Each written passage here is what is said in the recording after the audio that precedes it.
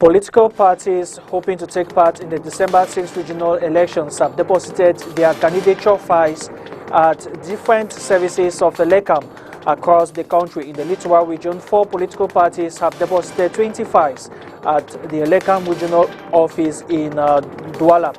In this newscast, we shall be having a summary of the situation as well as what obtains next after the depositing of the files. Also, we take you to Ndokotti in the Douala 3 municipality, which was one of the hotspots of the anti-Biya protest staged by the Cameroon Renaissance movement.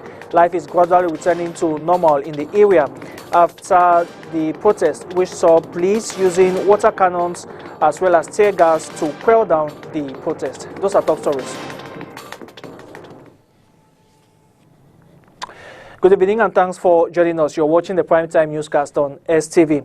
4 political parties have deposited their files at the LECAM regional office for the Littoral region here in the economic capital Douala.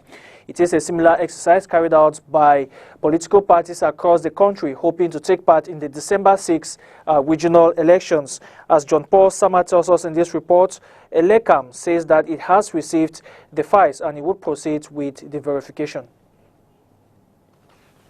The Littoral Regional Delegation of Elections Cameroon received 2 lists from the UPC party going in for the same elections with different candidates in the same region as the deadline hits for the deposition of candidatures for the regional elections. L'analyse des dossiers nous permettra de savoir s'il y en a qui, même ceux qui sont... The analysis of the documents will be determined in the days ahead if they respect the required norms, and it could be rejected if they don't. For now, we can't say what's going to happen at the Electoral Council, but we have made the observation of having received 2 lists from the UPC party. Mais nous avons fait l'observation que dans le Vori, nous avons reçu 2 listes de l'UPC. It was a rather busy night at the regional delegation of LECAM here in Douala as they collected final documents of candidates late after deadline while respecting the laid down norms, given the fact that they were at the premises before midnight. L'Oral a reçu 20 listes de candidatures. Nous avons reçu 20 listes de candidatures pour les deux collèges. Alors, we received 20 lists here in the Littoral region for the 2 colleges. For the traditional rulers, we had 9 lists, and for the political parties, we had 11. The list from the Mungo division had 2 for the traditional rulers and 1 for the departmental delegates, all from the Cameroon People's Democratic Movement Party. For the Nkam division, we had 2 for each CPDM and PCRN. 4 lists for the Senegal Maritime in both categories coming from the MLDC, PCRN, CPDM and the UPC. Finally, for the Vuri, we had 1 for the traditional rulers and 4 for the departmental delegates. We had PCRN, CPDM, UPC and UPC again. Et il s'agit du PCRN, du RDPC, de l'UPC et de l'UPC encore.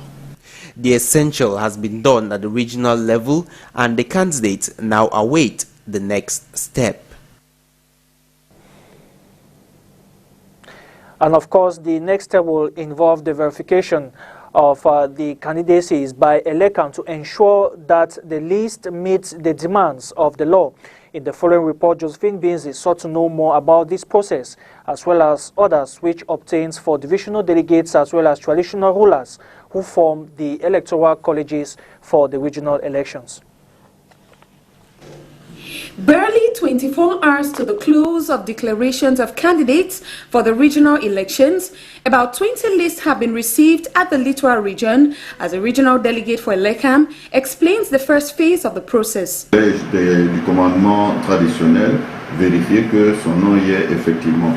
Je voulais revenir sur la transmission des dossiers de candidature. Those from the traditional sector are to ensure that their names are there. I'll talk about the transmission of documents of candidates. The candidates are to submit alongside with a certified copy of the homologation certificate. After the Electoral College publishes the name of candidates and when the lists are published, it is also published by the body in charge of candidates. Qui est le contentieux de la publication des candidatures. Et dans le cadre de ce candidates who may have difficulties with the applications are required to wait 5 extra days after the deadline. Ceux qui se plaignent ont 5 jours pour saisir le tribunal administratif. Those who have complaints have 5 days to notify the administrative tribunal, and they on their part have 7 days to investigate and their decision transferred to the administrative college for execution. In a delay of 15 days, it is advisable they should have declared their candidature and they are deposited at various Elecam offices. The head of department who receives has 5 days and the documents received have certain observations. Les dossiers reçus par ces soins et accompagnés éventuellement de ces observations. Of the 20 lists received in the Littoral region, 9 come from traditional authorities, 11 delegates from 4 political parties. 24 hours after the anti-Biya protest march initiated by the Cameroon Renaissance Movement of Maurice Kamto, life is gradually returning to normal at Ndokotti in the Douala 3 municipality. Ndokotti was one of the epicenters of the demonstrations yesterday, which saw police crack down on the protesters. Ladonette only visited the area and noticed that businesses are booming, while there is an impressive presence of vehicles as well as motorbikes. Ndokotti Cross Road, the epicenter of the September 22nd demonstration here in the economic capital Douala, is slowly regaining its normal frenzy. On visiting these neighborhoods in the Douala 3 municipality this morning, Wednesday 23rd September 2020, business areas could be seen open with commercial bikes, taxis and other vehicles spotted all over this juncture.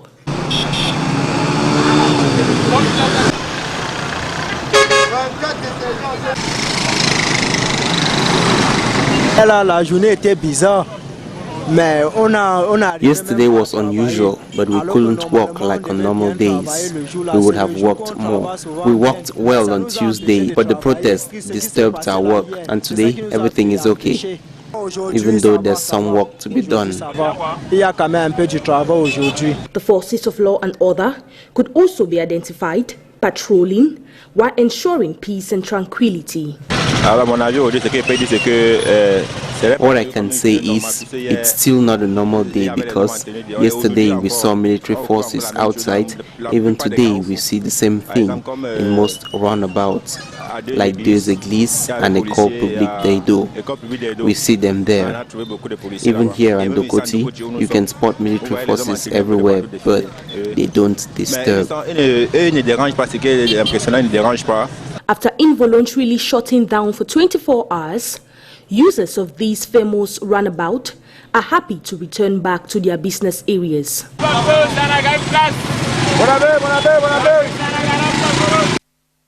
My Media Prime journalist Tamai Javis and cameraman Tebon Christian are still in custody since their arrest yesterday. They were picked up by security forces while covering the protest of yesterday. Their whereabouts was initially not known, but a colleague of his, Lasha Kingsley, has revealed that they are at the Brigade Maritime here in Douala. The Cameroon Journalist Trade Union says that they are doing all their best to secure their release. The Committee to Protect Journalists in the African region, as well as the Cameroon Association of English-Speaking Journalists, Kamasech, has criticized the arrest, insisting that journalists must be allowed to carry out their duties without threats and intimidations. Now, several persons, including journalists, were arrested yesterday during the protest staged by the Cameroon Renaissance movement. But what becomes of them? Our reporter John Paul Sama caught up with Barrister Acho Julius, who tells us that the law will obviously take its course. Where there is protest, there's bound to be arrest. a scenario which wasn't different this Tuesday, as some persons were said to have been arrested during the protest march called by the Cameroon Renaissance Movement Party. According to a lawyer, the arrested could be charged depending on what they were arrested for. The first issue is that it is very difficult to know which charges will be levied against them, because none of us have not seen the charge sheet. There's no charge sheet, and it's difficult to prospect about such issues. But in any case, we know that this march is being considered as some sort of an insurrection and a revolution, which was being organized by MRC and their leadership. Because for all purposes, for all intents and purposes, it was forbidden.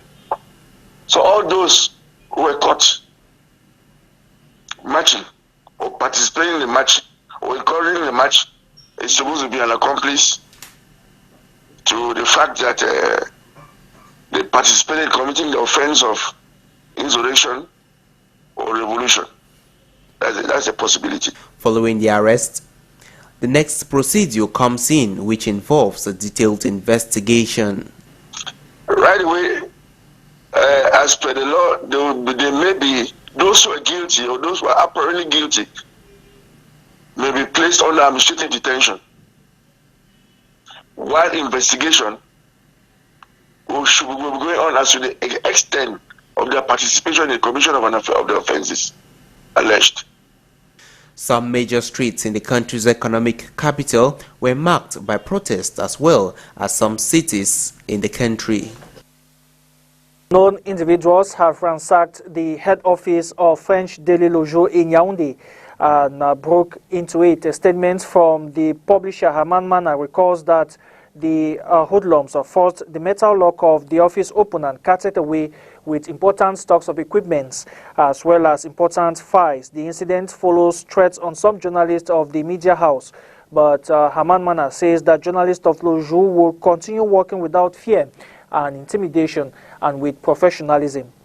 Now, as the threat of the second phase of COVID-19 looms in Cameroon, the World Health Organization is enforcing the capacity for health personnel in the littoral region to brace up to imminent challenges. A door-to-door campaign is expected in the weeks ahead. As Josephine Busy tells us more. Reinforcing the capacity of health personnel in the littoral region against the COVID-19 has been the primordial objective of the World Health Organization today in the littoral region. The capacity of community health workers to sensitize and detect in community any suspect cases of COVID-19 and direct the patient to the free screening test post. And also, as I said, to sensitize people to observe, continue observing the museum to prevent COVID-19. This is an opportunity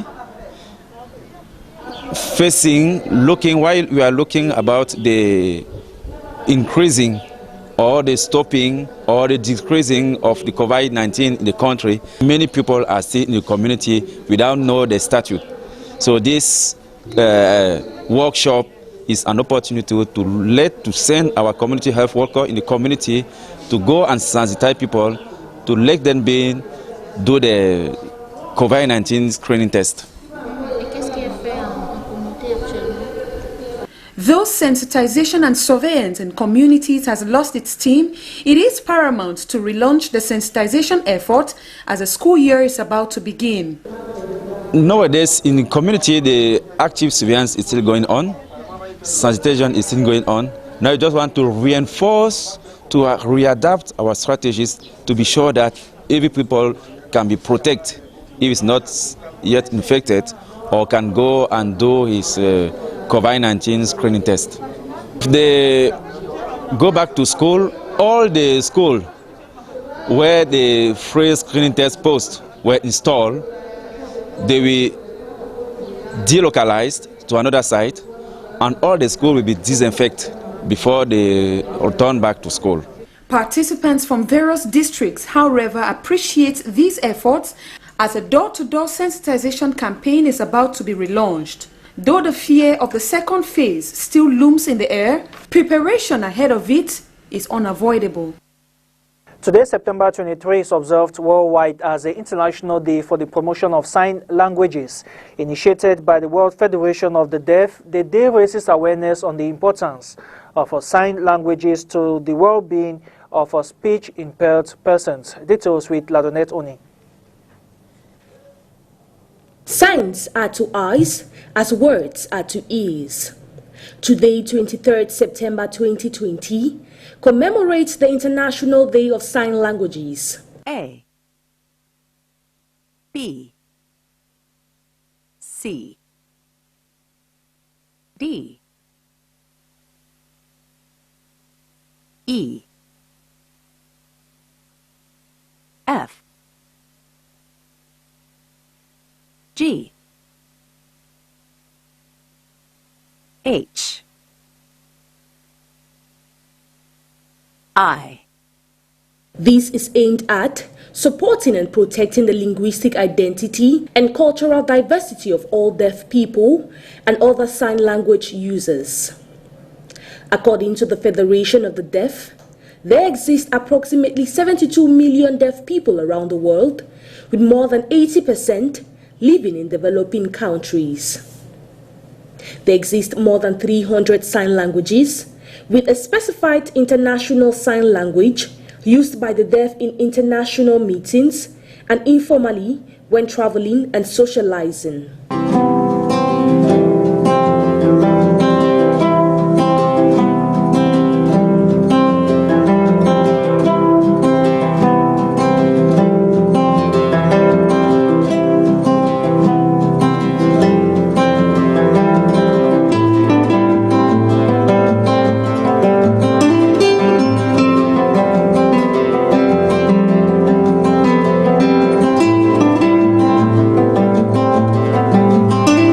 Sign languages are equal in status to spoken languages as they help facilitate communication. This day was firstly celebrated in 2018 after it was proposed in 2017 by the World Federation of the Deaf. Out of the country, U.S. President Donald Trump has told the United Nations to hold China accountable for the spread of COVID-19 across the globe. In a speech to the world body's 75th General Assembly, Trump echoed many of the themes of his re-election campaign. We have details with the VOA.